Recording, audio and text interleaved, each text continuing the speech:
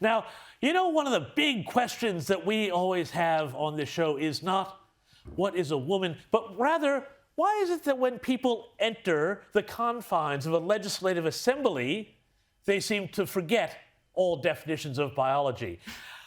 Daisy, tell us what happened in the U.S. Congress this week. Yes, at a Senate Judiciary hearing about the legal aftermath of overturning Roe v. Wade, Senator Josh Hawley had a bit of an altercation with a law professor over her use of the language, people with a capacity for pregnancy. Take a look at this clip. I just want to clear one thing up. Professor Bridges, you said several times, you've used a phrase, I want to make sure I understand what you mean by it. You've referred to people with a capacity for pregnancy. Would that be women? Many women, cis women, have the capacity for pregnancy. Many cis women do not have the capacity for pregnancy. There are also trans men who are capable of pregnancy, as well as non-binary people who are capable of pregnancy. So this isn't really a women's rights issue.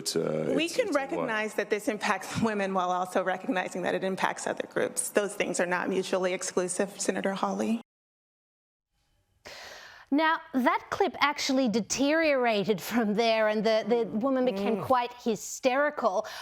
People with a capacity for pregnancy, Rita. We're kind of leaving out the actual best bit of the clip, but the best bit of the clip is when she then accuses him of being transphobic and violence Inciting for asking violence. the question he just asked, which is basically to clarify what she means by women and is this in fact a women's issue or is it not a women's issue because we can't clarify what a woman is. So that entire exchange was illuminating. She's an Ivy League professor. She's not just from some, you know, So this is what you're getting. This is what you're getting when you send your kids in the United States to a school that costs $50,000 or $60,000 per year, and they come out with crippling debt, and they wind up having been taught by people like that, and then they wind up going, I don't know, taking jobs in human resources departments or baristas or something like that, and really making life hell for everybody else. But Rita, tell us more about what they actually said about the violence. Well, this is what's happening now with the left, and it's becoming normalised, not just in academia, but in the media and increasingly in private institutions, where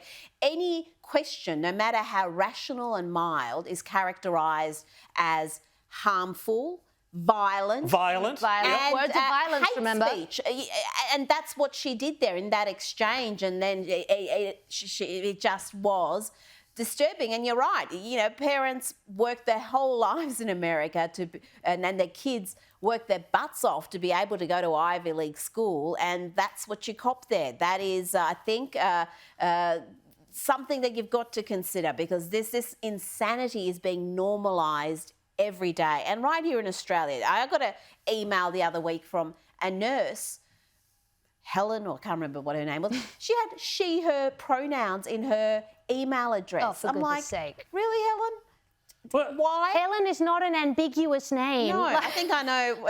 Who Helen well, is. yeah, that's right. Helen is not Troy, is she? No, Helen is right. Helen is certainly not Troy.